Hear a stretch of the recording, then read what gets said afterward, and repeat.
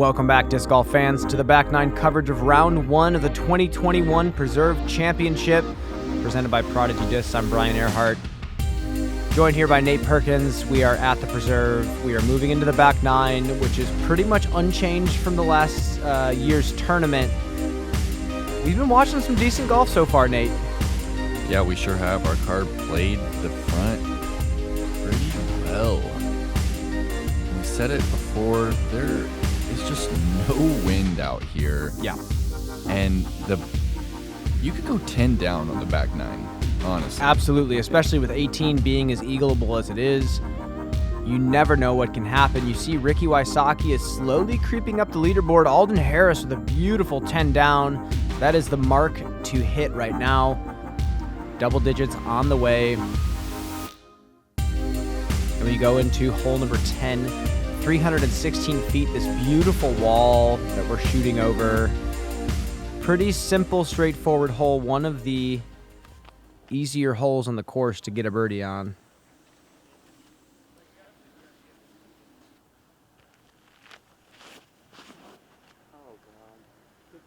He doesn't like it.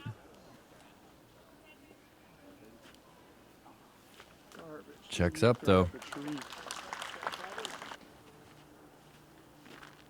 This is Paul going with a Luna. What plastic is that? I believe this is... I actually don't know.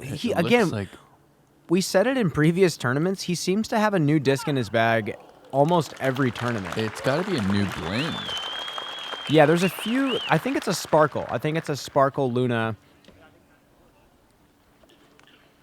But as you can see, pretty straight.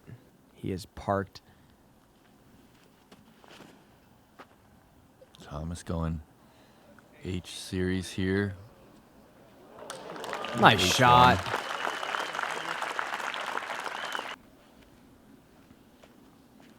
Yeah, this is one that feels very bad if you get a par on it. It feels almost like a bogey. Averaged a 2.45. This is a nice angle.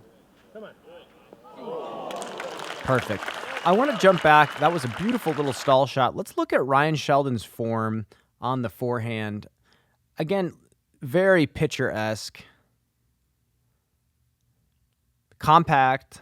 Disc does not extend backwards. Pretty simple shot. Just outside the circle here. Wow, look at that gallery. Yeah, this is at 10 a.m. on Friday, following one card. And the beautiful thing about what Cale's done on this property is he is building it with spectators in mind. He's building it with the next 5 to 10 years of disc golf in mind.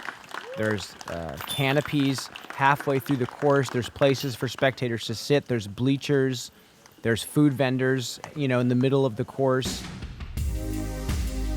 Hole 11, different from last year. Last year it was backed up 100 plus feet and it was a par 4. This year it is the longest par 3 out here at the Black Bear. 525, and it kind of shapes left to right, but you can't drift it until really late in the flight. Oh, look at this, Nate. Wow, that's about as good as you're going to see an air shot. Yeah, normally you're going to see a roller. This is what the hole is shaped up for.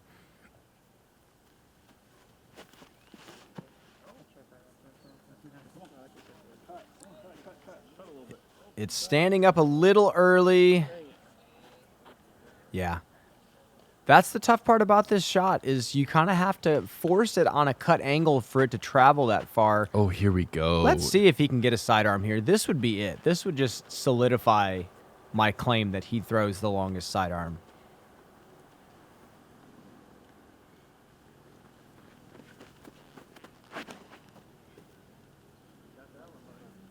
Okay, come on. Don't touch anything.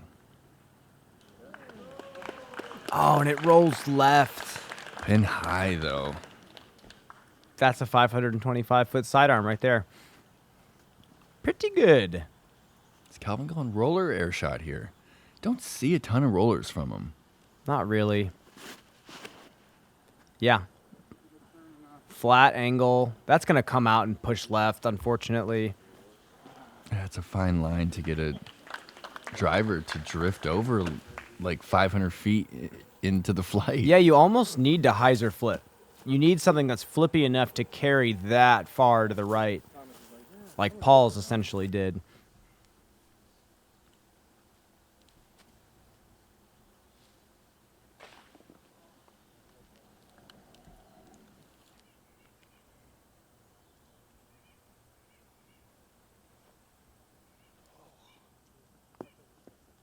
Pitching up for his 3.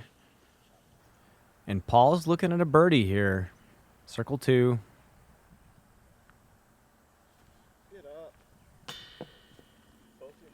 Just hasn't been on with that putter from circle 2.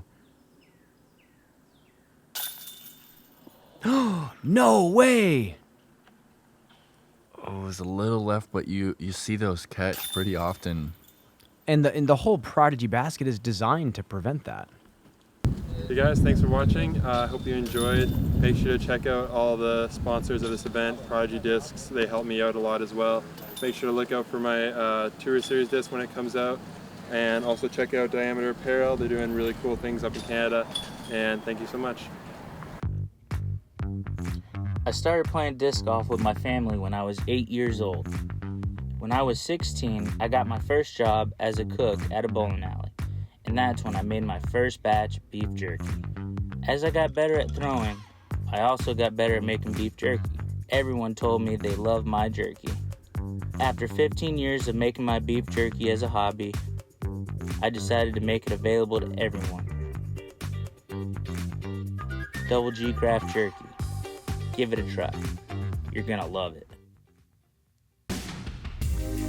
Hole number 12, 330 feet, low ceiling, slight hyzer to the left, drop off right behind the basket. You can throw a mid-range, you can throw a fairway, something that has to land soft though.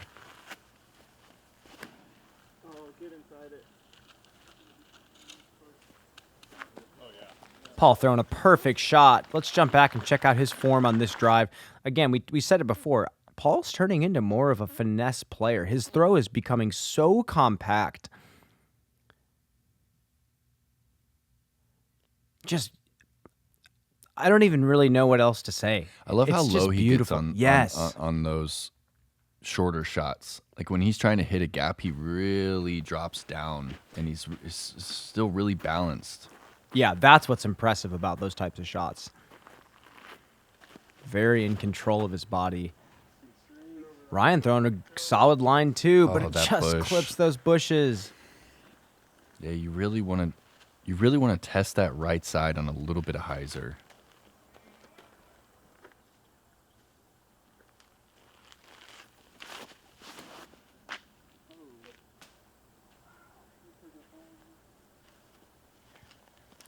Little left for Calvin, probably an up and down for a 3. And here's Thomas with a mid-range as well. Trying to slide it up to the basket like Paul's. This looks good. Wow, just dead straight. What a shot from T. Gilbert.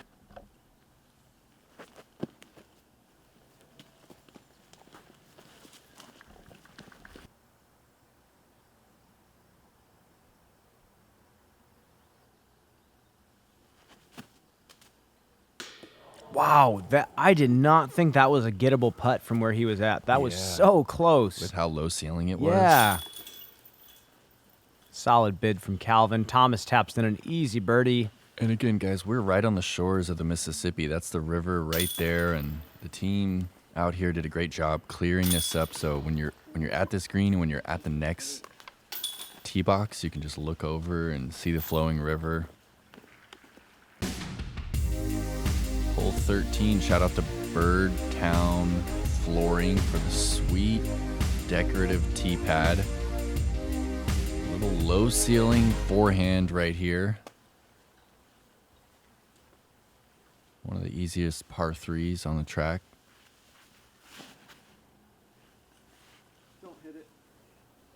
That's a solid committed forehand from Paul, and he has stayed up pin high about 25, 30 feet. He is going to have a straddle putt from there, I believe.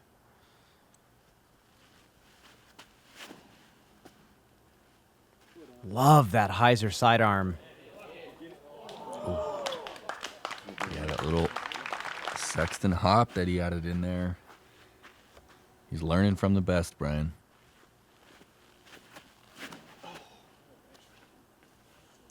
Inside. That's one of the things that I love about disc golf is Thomas, you know, he was really, he looked up to Nate right away since day one.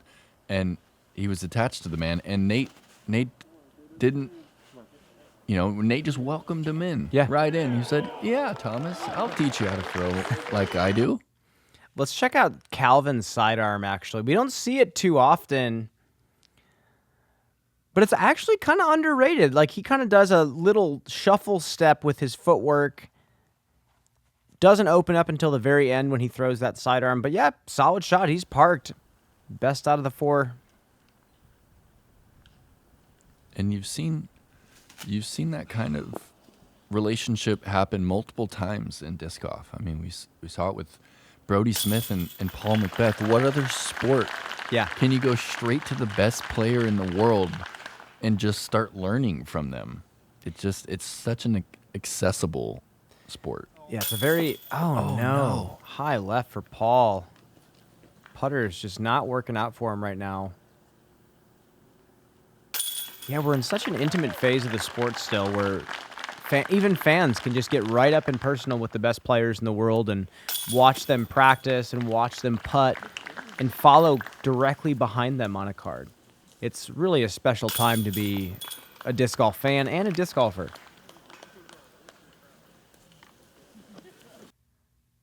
The Firebird has changed my life.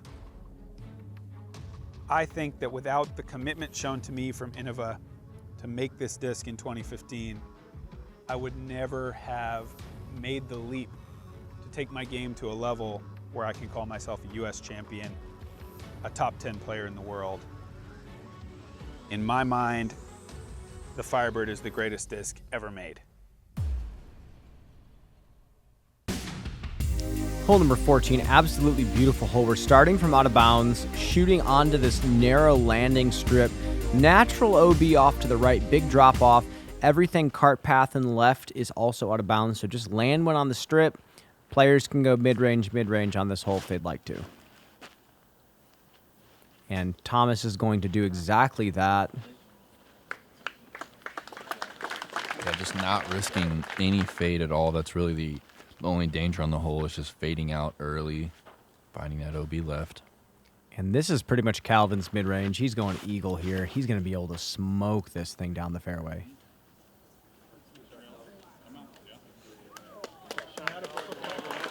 Oh, yeah. No problem there.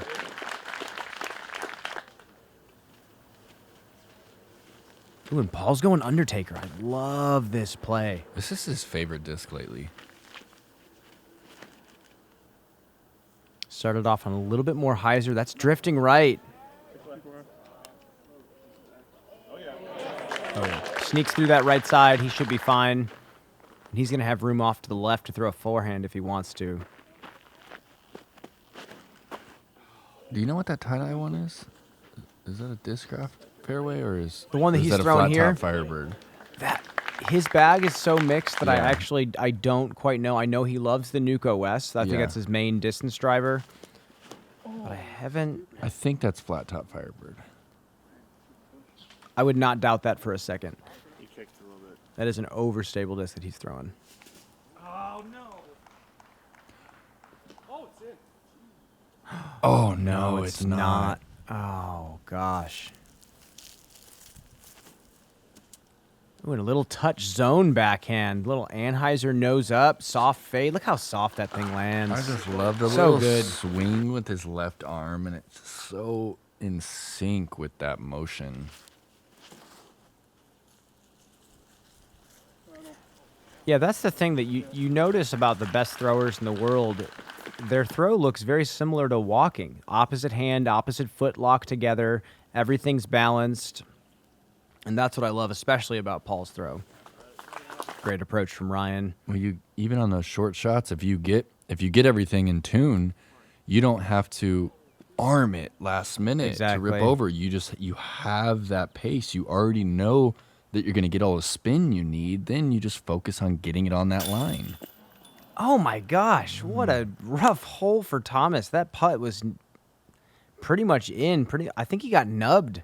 Yeah, that's 2 in 3 holes. That's tough.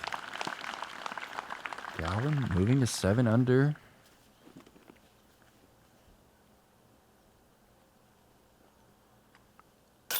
And Paul moving to 8 under par. He is looking really solid right now, and he still has 4 holes left. Yeah, one of those being an eagle opportunity. And we move into number 15, 738 feet, uphill, low ceiling. If you hit that uphill, low ceiling off the tee, it's pretty straightforward from there. Yep, you are in the clear. This has to be one of the easiest holes on the course. Where are we at, B? Yeah, it's the 4th easiest hole in the course, averaging well under par. Because of this. Just throw it far. He's got a putter into the green Yeah. from there. That's 525.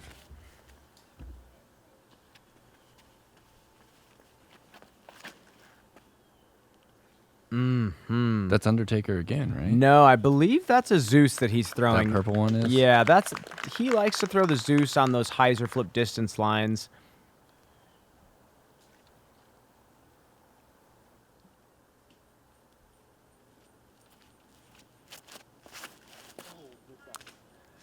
Early for Thomas. No. But just like I was saying for Calvin molding his bag seemingly off the stability of the Eagle, it seems like Paul's molding his bag after the stability of the Undertaker. Look at this sidearm. That's way out there. Yeah, nose up even and cleared 450. Thomas puts a good move on this one. Past the tree, hits first available, and then gives himself a 70-foot look. There it is again. Just that real nice Just soft. swing. Paul's been on the road a long time playing this game. Over a decade. It's always pretty impressive to think about that. Great shot from Ryan. That's going to be a tap-in birdie for him. Yeah, what year was it that he first hit the road? Do you know? I remember stories of him coming down to Texas and winning tournaments when he was 16 years old. Yeah. That was back when he had a rocket spin putt and was just blowing discs by the basket if he missed. But over time, again, players evolve and they learn and they figure out the percentages. And now he went from this crazy power player to this super controlled, knowledgeable player. I think he's one of the best shot shapers that we have on the tour right now.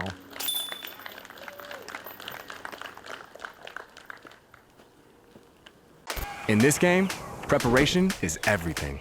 Success is not by accident. Because the course plays no favorites. In this game, detail matters. Idio Sports.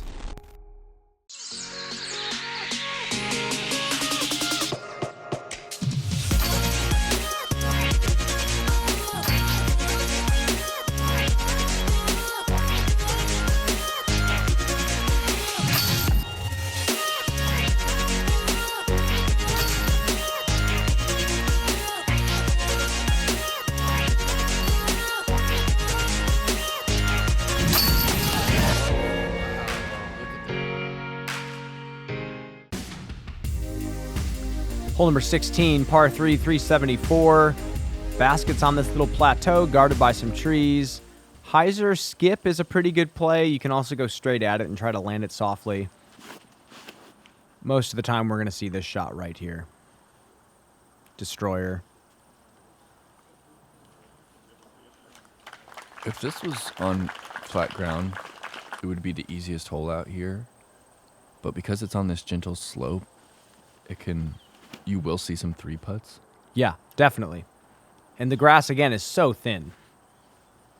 And usually we're playing with wind out here, and this is an exposed basket. We're going to jump to Paul's throw right here. Just a baby hyzer. And like I said, just like walking, opposite hand, opposite foot locked together. It's the most natural way the body moves. And again, you mentioned balance a few holes ago. That's what I think this allows him to do, is throw balanced.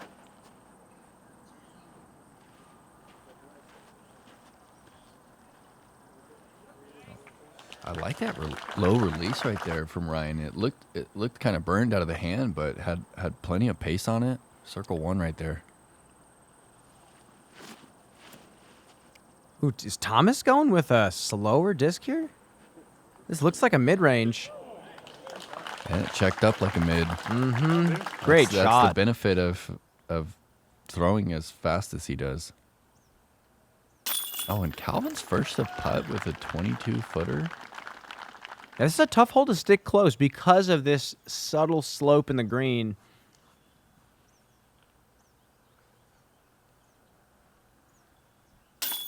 High right side. Ryan sticks it for the birdie. He moves to 2 under par. Tough round for Sheldon. Yeah. Though. I mean,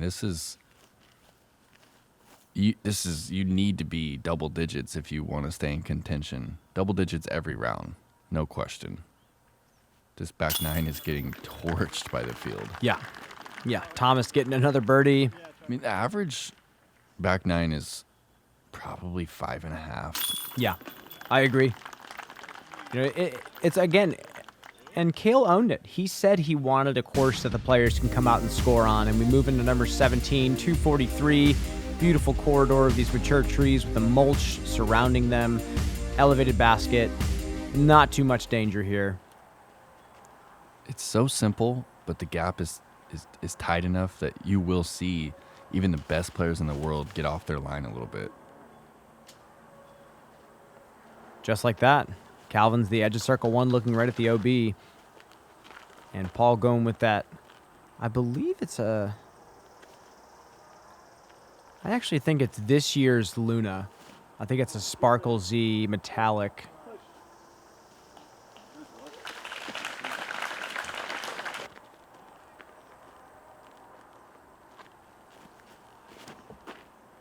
Nova from Sheldon. Okay, right. 25.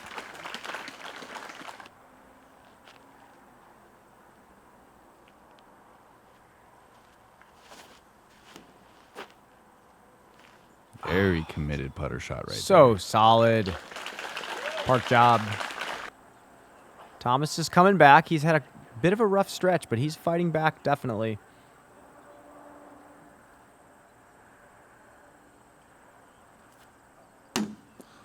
Well, again, he had another real low ceiling putt that he just had to try and stab. Here we go. Fighting back, 3 down. It's got to feel good after that round that he's had. Just not quite in control. And, you know, after winning last weekend's A-tier, you know, Ryan got 3rd at the Majestic just a month ago. He's got some expectations for himself Most to definitely. perform well out here at the Pro Tour. Paul moves to 11 under par, moving into an eagleable 18th hole. He could move to 13, which is a pretty solid mark to set during the first round. All right, hole 18. Got a 350-foot water carry, but players are looking to go more in the 500-foot range off the tee. If you do that, you have roughly 450 into the green. This is one of the more scoreable par 5s out here. You're going to see a lot of eagles. Wow, Paul going really wide off the tee. He might need some help. Is he safe? Wow, and it gets the green flag. Wow. He's going to have a Yeah. tough second. He's just going to have to lay up that second. Oh my gosh. Look how overstable that disc is. Oh, rolling the wrong way. That's huge. Holy That's cow. pushing 500 feet right there. It's 500 to the front of that sand trap.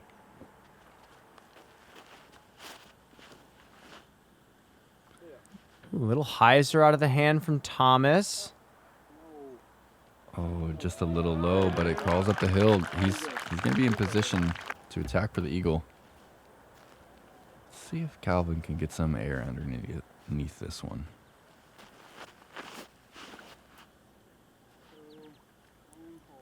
Definitely crunched, but that's got to get back left big time. He gets the green. Okay. Oh, Paul was way down there. So he's going to be laying up. Again, the green and the bunker up there are not out of bounds, actually. Oh, no. Where'd it go?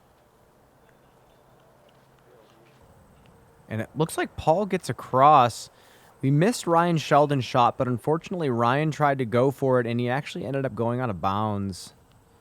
Here's Thomas. Going big. Pure hyzer. Oh, it hits the bucket. Whew, that scared me. Wow. Nearly dunks it. Oh, Just that a got my heart racing. Just a pure hyzer. I mean, Thomas, we saw his drive. It was low and into the hillside. He didn't get a ton of distance off it, and then he just has the, the power to just go pure hyzer into this green. It's going to be a nice tap-in eagle, and after going out of bounds, here's Ryan trying to clean up.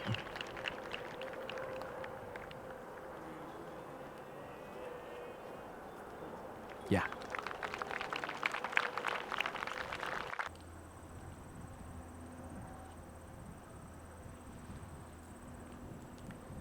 And that's where Paul's second shot went. From that crazy lie. Crossed the pond? I think he went right side of everything. It's hard to fight your body weight like that when your left foot is so uphill. Calvin's going to settle for a simple birdie. No. After 3 birdies in a row, he just takes an unfortunate bogey to finish. Oh my gosh. No way. What are we seeing? Calvin missing way too many putts low today and still shooting a 9 under. And McBeth shoots a 12. He's going to find himself on the lead card. And what Cale has done out here is he's showing the world what's possible. We were speaking about it after the round yesterday, Brian, and the professional disc golf scene is no longer a money pit. No, it's a product. Yeah, it is a product. It's thriving. And the Preserve, the Airborn Disc Golf Preserve, is one of the premium stops on the Elite Series Tour. There you have it for round 1. 12 under for Paul McBeth. He will find himself on the lead card. Alongside this man, Ricky Wysocki, 15 under. Alongside Gavin Rathbun and Matty O himself. What a lead card that's going to be. Thank you again so much for tuning into Gatekeeper Media's coverage of this event. Make sure to subscribe to them on YouTube and show them some love. And I've got to give a shout out to Paul Oman, head groundskeeper out here at the Preserve. He will be on our round 2 chase card coverage. Love it. We will catch you next time, folks.